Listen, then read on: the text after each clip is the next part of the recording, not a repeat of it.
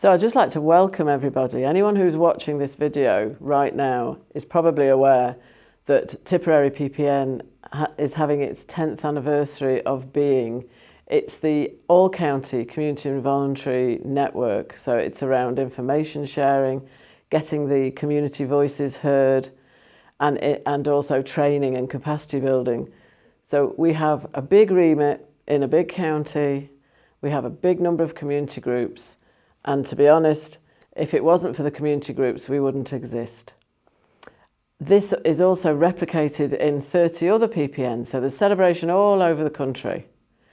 And they're all unique. They all have different local issues. They all have different local community groups doing different work. So again, if it wasn't for the community groups, there'd be no PPNs nationally. So first of all, I'd just like to thank all the community groups that see the value to register with the PPN, to then know about fundings, grant opportunities, trainings, submissions, all the different things that come through the PPN. I've been involved with the PPN, I think since 2016, and I've come up through the ranks. So I used to work with a number of groups in Tipperary town who were PPN members. I then was nominated to be a social inclusion rep for Tipcare Cashel Municipal District on the Secretariat. And now I am absolutely blessed to be the coordinator of Tipperary PPM. A very important document that came from the ground up with our community groups in each municipal district in 2019 was our vision for community wellbeing.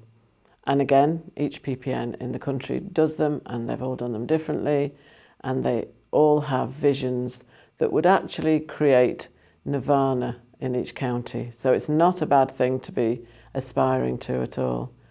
What we're finding with our community wellbeing vision, since COVID, it's out of date. So, we've got a lot of work to do, but we're looking forward to reviewing and updating it.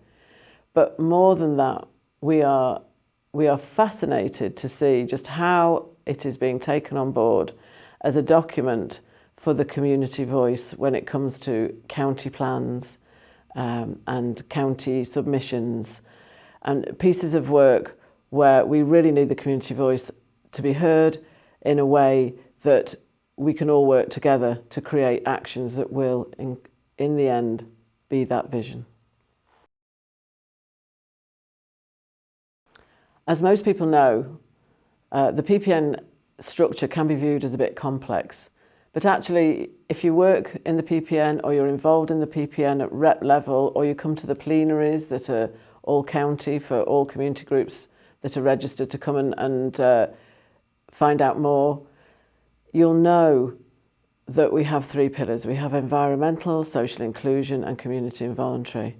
But within those three pillars, we have far-reaching groups from youth to GAA to amateur dramatics, family resource centres, and all the environmental groups, of course, and they can be tidy towns to beekeeping.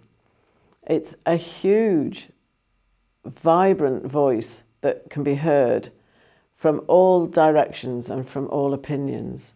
And I think this is a huge value with the PPN. And I think as we move forward over the next decade, that is part of the myriad of aspects of the work that the PPN can do. But I think it is a priority to get the voices heard and to hopefully influence policy at county and regional level.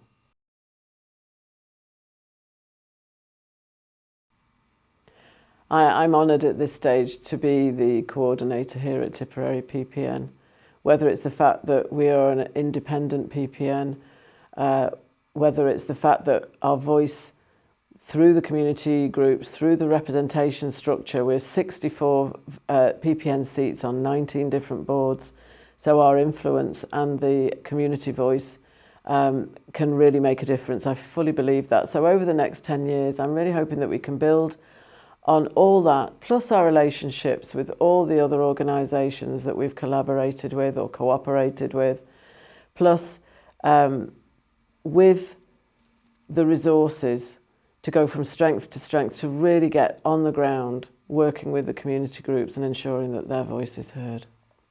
I'm feeling very grateful at the moment as well. The more I think about the PPN and how it's all like a spider's web, the Secretariat are the day-to-day management. They don't make the decisions, the big decisions, the work plan, the budget. That's all down to the community groups through the plenary, because we are very proud that we are a working flat structure. However, we do have the Secretariat and they get dragged into all sorts of things, as so does the staff. But I really want to thank the volunteers. I want to thank the volunteers for their commitment, their generosity of time, and their belief in what the PPN does and also what it can do. And without them, we would be nothing. So thank you so much to all who cannot be named, in case I forget somebody.